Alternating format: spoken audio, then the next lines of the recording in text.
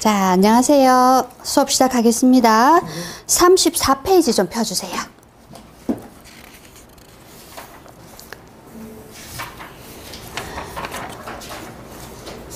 청간과 지지에서요. 자, 34페이지에 그 분홍색으로 적혀 있는 사각 케이스 보이시죠? 요거 먼저 한번 볼게요. 청간 지지에서 청간은 5행 운동을 한다고 써놨고요. 지지는 사계절 운동을 한다고 써놨어요. 자, 이게 무슨 말이냐면 우리 청간에 글자 모두 몇 개 있었죠? 10개 있었죠. 그 10개 목화 토금수로 나눠지던가요? 우리 그때 기억 혹시 나시나요? 나눠지죠? 그래서 자, 한번 써볼게요. 갑을, 병정, 무기, 경신, 임계 해서요. 자, 제가 을을 조금 작게 쓴 이유가 있어요. 왜냐면 양이랑 음이랑 구별을 좀 해보게요. 여러분들이 나중에 사주를 잘 푸시려면 양의 목인지 음의 목인지 구별이 되셔야 되거든요. 그래서 그걸 조금 더 쉽게 하는 방법을 제가 생각을 해보다가 글씨를 좀 작게 써보자 싶었어요. 어서 오세요. 그래서 갑목, 을목이 자 나무에 해당됐죠. 병정은요. 말씀 좀 해주세요. 병정은 오행 중에서 뭐죠? 화. 무기는요. 토. 자, 요거는 금이죠. 그리고 임수는요. 임하고 개는 수. 그래서 하나, 둘, 셋, 넷, 5개 해서 청간은 5행 운동을 한다 이런 얘기를 합니다. 그리고 지지는요. 자, 인, 묘, 진, 사, 오, 미, 신, 유, 술, 해, 자, 축 해서 3개씩 딱 떼서 제가 봄, 여름, 가을, 겨울 말씀드렸죠. 요게 얘가 봄이니까 목에 해당되겠죠. 여름이니까 화고요. 가을의 글씨니까 금이 되겠고요. 겨울은 수가 되겠어요. 자, 요렇게 써놓고 보니까 어때요? 지지가 계절이 그죠? 5행이 아니고 4행이죠. 그래서 이거를 일러서 4계절, 우리가 봄, 여름, 가을, 겨울로 볼 수 있으니까 4계절 운동을 한다고 하고요. 청간은 5행 운동인데 이렇게 되면은 나중에 되게 복잡해져요. 그래서 저는 어떻게 하냐면 화 성분이랑 이 청간의 토 성분을 썩 두 개를 같이 화로 봐버리면 지지하고 같이 목화 금수가 맞아져요. 요거를 기억을 하시는 게 사주 풀 때 쉬울 것 같아요. 자, 병화, 정화, 무토, 기토를 같이 화로 보겠습니다. 그러면 이제 청간도 4계절로 나눌게요. 청간에서 봄, 여름, 가을, 겨울 하면은 봄에 해당하는 글자는 뭐라고요? 갑을, 봄이죠? 그럼 여름에 해당하는 글자는 병정, 무기 이렇게 같이 하자고요. 병정, 무기를 여름에 넣을게요. 그리고 경신은요, 가을, 임계는 겨울. 이렇게 하면 청간, 지지가 4계절이 같이 맞아져요. 요렇게 맞춰서 하니까 제가 실제 임상을 해보니까 이게 훨씬 편하고 좀 알아듣기 쉬워요. 그래야지만 나중에 무토, 기토도 우리가 화, 토, 동법 좀 들어보셨죠? 화하고 토를 계속 같이 보거든요. 그러니까 얘를 같이 묶어버리는 게 훨씬 사주 공부하기가 쉬워요. 그래서 여기 책에는 지금 5행 운동, 이게 틀린 말이 아니에요. 맞긴 맞은데 우리는 편의상 이 토를 화에 넣어서 같이 봐도 네, 무리가 없다는 얘기입니다. 그래서 화토를 같이 봐서 지금 오늘 할 거는 10청간하고 12지지 글자에서 계절을 같이 맞추는 거예요. 자, 그러면 이쪽으로 한번 가보겠습니다. 5행 운동. 오늘 하려고 하는 목적은 목화 토금수 5행 운동을 가지고요. 상생하는 것도 보고 상극하는 거, 그리고 10청간 12지지를 각각의 목화 토금수의 칸에 배속을 시키는 것까지가 오늘 할 일이에요. 별게 없죠? 그래서 10청간 12지지를 가지고 목화 토금수로 분류하는 거, 그리고 목화 토금수의 순행, 역행 또는 극관계를 한번 알아볼게요. 자, 5행이라고 했어요. 5행. 그럼 우리가 왜 뭐 5개도 될 수 있고 10개도 되고 7개, 8개도 되지만 오행으로 했느냐? 라는 의문을 한번 가져보시면 이 오행은 저는 그렇게 생각해요. 여러분들 우리가 보통 성인이라고 하면 무슨 말이냐면은 요건 조금 그렇고요. 이 성인은 우리가 사람은 사람인데 한번 봐봐요. 예전에 갑골 문자랑 점을 칠 때 저는 정말 신기한 게 이 갑을병정을 도대체 누가 만들었는지, 그죠? 임묘진도 누가 만들었는지, 음양은 누가 만들었는지 정말 궁금했거든요. 이게. 근데 어차피 뭐 전설 속일 수도 있겠지만 결국은 사람이 만들었잖아요. 근데 그 사람은 우리의 보통 사람을 넘어서 아주 지식도 뛰어나고 뭔가 하늘로부터 뭔가 능력을 부여받은 저는 사람이 있다고 봐요. 그 사람을 저는 그냥 성인이라는 표현으로 하거든요. 성인. 이런 분들이 이런 것들을 만들지 않았을까 하는 생각을 해봤어요. 보통 인간의 능력을 좀 넘어서는 지식도 아주 뛰어난 분들. 이런 분들이 5개를 일단 만들었다는 거죠. 오행. 그럼 이 5개라는 거는 뭔가 하고 제가 고민을 한번 해본 게 우리가 우주 또는 지구를 구성하는 원소들이나 원리들은 굉장히 많을 거예요. 많을 건데 5개로 간단하게 정리를 한 거죠. 그게 바로 목화토금수라는 거예요. 이 목화토금수가 우주와 지구에 존재하는 모든 물체를 만들어낼 수 있는 원소라는 말도 하기는 하는데 그것보다는 5가지로 응축해서 우리가 우주 만물의 변화 모습을 표현한 게 이 5글자라고 보고요. 이 5글자를 가지고 사람을 그대로 적용을 시킨 거예요. 그래서 어떤 사람은 수의 기운이 많은 사람이다. 어떤 사람은 목의 기운이 많은 사람이다 하고 정의를 내려놓고 공통점을 알아봤더니 공통점이 있더라는 거죠. 그게 바로 목화토금수 오행이라고 먼저 생각을 좀 하시고 요걸 들어가면 이해가 편하실 것 같아요.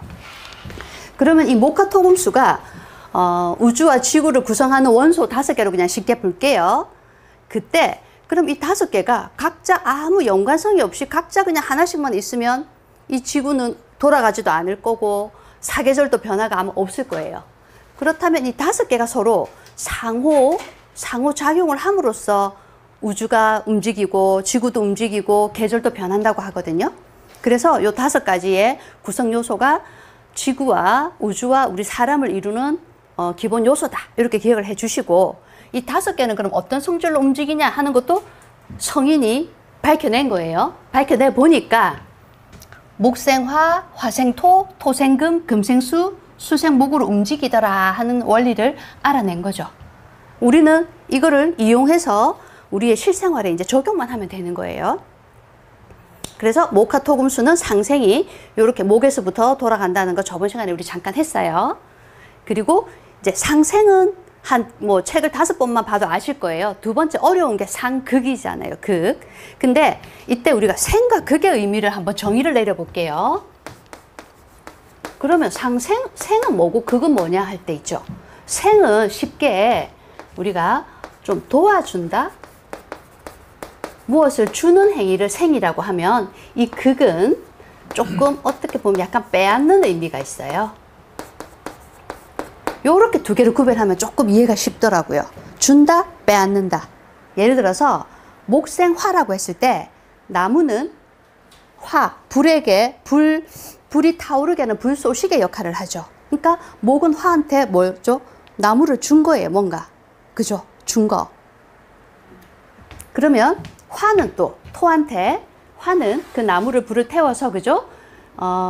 나무 태우고 남은 그것들이 흙으로 가는 거죠. 그래서 불은 나무를 태워서 또 토로 보냈어요. 토한테 준 거죠. 토는 이 흙 속에는 또 많은 암석이나 철광이 생겨서 토생금을 했고요. 금은 금 속에서 물이 나오는 금생수 형태, 또 수는 나무를 자라게 하는 수생목이 된 거예요. 요렇게 하면 뭔가를 좀 준다는 거. 내 앞에 거한테 주고 또 그 앞사람은 또 그 앞사람한테 주는 거죠. 우리 보통 우리 인간관계에 있어서 내리사랑이라는 말하고도 비슷해요. 그죠? 내리사랑. 요런 식으로 가는 거죠. 자, 이제 극으로 가볼게요. 극은 뭔가를 조금 빼앗는다, 제압한다인데 목부터 한번 볼게요. 목은 토를 극을 합니다. 그래서 목극토라는 말을 써요. 자, 이때 목은 뿌리를 내리기 위해서 흙이 필요해요. 근데 이 흙은 어때요? 그냥 평온하게 가만히 있는 게 자기의 그냥 일반 역할이에요. 근데 나무가 와서 뿌리를 내리니까 나는 지금 상처를 좀 받아요. 그죠? 이게 바로 목이 토를 극하는 의미라고 좀 이해를 해주시면 되겠어요. 그래서 이 흙은 뭘 뺏겨요, 나무한테? 흙 속에 있는 뭐 영양분도 좀 뺏긴다고 볼 수도 있겠죠. 이런 의미로서 목극토, 이게 극하는 의미. 그런데 이것도 한번 봐보세요. 이 목은, 자, 목은 화를 생하면서 이 목의 에너지와 화의 에너지에서 목생화를 하죠. 화는 에너지를 받는 대신에 목은 에너지를 뺏길까요? 그대로 있을까요? 뺏깁니다. 이것도 꼭 알아두셔야 돼요. 에너지를 누군가가 주고 뺏고, 이 목은 목생화를 함으로써 화는 에너지를 얻고요. 목은 에너지를 뺏겨요. 그러면 목극토를 하게 되면 이 목은 토를 극할 때 이 토를 지금 힘들긴 하지만 본인도 힘이 에너지가 든다 안 든다? 들어요.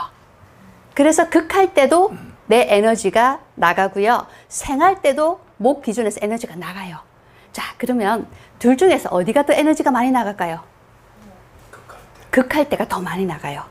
왜냐면 이 극한다는 거 쉽게 해볼게요. 이거 사람으로 보면 목극토 하면 이 토가 나중에 이제 배우겠지만 육친 십성으로 가보면은 재가 돼요. 재산, 재물이 돼요. 재물. 자, 사람으로 쉽게 예를 들어 볼게요. 사람이 돈을 벌려고 하면 힘이 들어요, 안 들어요? 들죠. 근데 힘이 든 만큼 돈은 벌 수가 있죠. 하지만 에너지는 어때요? 뺏기죠. 우리가 회사에 가서 월급 받기 위해서는 가서 내 노동력을 제공해야 되잖아요. 노동력을 제공하고 돈을 벌어오기 때문에 내 에너지가 뺏겨요. 그래서 그걸 하게 되면 나의 에너지도 나가요. 자, 그럼 토 기준에서 볼게요. 토 기준에서는 에너지를 얻을까요? 잃을까요? 토는? 예, 잃어요. 왜? 아까 그 평온한 땅에서 나무가 들어와서 뿌리를 내리니까 이 땅이 파헤쳐지죠. 그래서 토도 에너지를 잃어요. 그러면 생과 극에서 에너지가 늘어나는 거는 생을 받는 경우만 에너지가 늘어나고요. 극을 하는 경우는 하는 사람도 힘이 빠지고 받는 사람도 힘이 빠져요. 요 원리가 이해가 돼야 돼요. 그러면 똑같이 계속 돌아갈 거예요. 그럼 자, 이번에는 화에서 토로 가볼게요. 자, 화생토를 해주면 토는 에너지를 잃는다, 얻는다? 화는. 화생토. 화는 에너지를 잃죠. 토는요?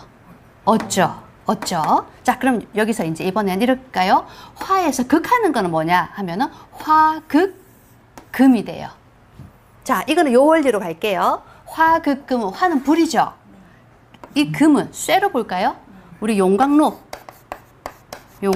예를 들어서 불을 지펴가지고, 그죠? 뜨거운 게 쇠를 녹이죠. 그래서 그 원리를 화극금이라고 기억해 두시면 돼요.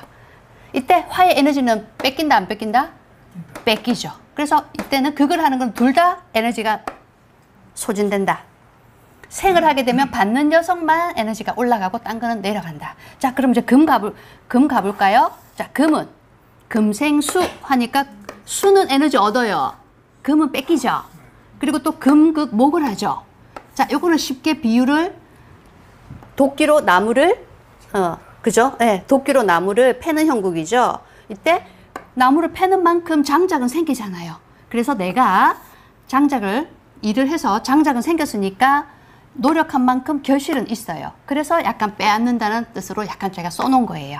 이게 바로 극을 하는 의미예요. 그러면 이런 식으로 한 바퀴씩 돌아갈 수 있거든요. 자, 수 볼까요? 수는 목을 생해주죠. 쉽게 물을 줘서 나무를 키우는 거죠. 그리고 수는 극은 누구를 한다고요? 화를 극을 해요. 수극화해서, 이건 쉽죠? 물은 불을 끄죠. 또는 불을 약하게 만들죠. 요 의미가 오행의 생극 의미가 되겠습니다. 자, 그럼 쉽게 이제 사람으로 한번 넣어볼게요. 자, 목에 여기를 우리가 여자로 한번 적용을 해볼게요. 자, 이 생을 한 거는 목생화 하면은 요게 육친에서는 자식이 돼요. 자식. 자, 그러면 목생화해서 나는 힘이 빠지지만 자식이 생기니까 기쁘죠. 그죠? 기쁘죠? 그래서 생애 주면서 기뻐할 수 있는 거죠. 그러면 여기서는 이 자식은 엄마의 사랑을 계속 받을 거니까 이득을 보는 게 되고요. 엄마는 자식이 예쁘긴 하지만 어때요? 밥도 먹여야 되고 공부도 시켜야 되고 돈도 줘야 되고 해서 에너지를 뺏기는 관계죠. 이게 바로 엄마와 자식과의 일단 관계고요. 그럼 여기 한번 볼까요? 나를 생해주는 수는 예를 들어서 여자 입장에서는 친정엄마가 되겠죠. 친정어머니. 그럼 나는 친정어머니한테 생을 받고 나는 자식한테 사랑을 주는 거죠. 그래서 이게 또 내리사랑의 표현이에요.